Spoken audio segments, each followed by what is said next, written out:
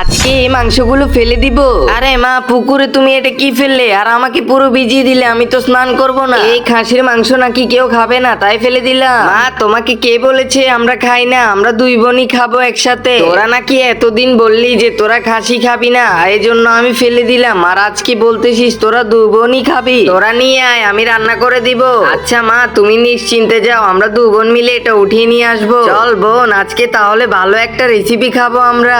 বন্ধুরা, তোমরা যারা কলা খেয়েছো তারা একটি সাবস্ক্রাইব করে তোমার নামটি কমেন্টে লিখে যাও। আমার এই মেয়ে দুটো একদিন একটা বলে, একবার বলে খাবে না, একবার বলে খাবে। আচ্ছা যাই হোক, আমি তাদের জন্য রেসিপিটি রেডি করে নিই। এবার এখানে বিভিন্ন রকমের মশলা অ্যাড করবো এবং সাথে কিছু ইনগ্রেডিয়েন্টস অ্যাড করে নিব। খাসির মাংসের রেসিপি বানাতে হলে কয়লা জ্বালিয়ে নিতে হবে এবং বারবিকিউর মতো রেডি করতে হবে। বন্ধুরা, এবার একটু কেটে দেখবো হয়েছে নাকি। আর আসলে তো হয়ে গিয়েছে। এবার একটু পিস করে কেটে খাওয়ার জন্য রেডি করে ফেলি।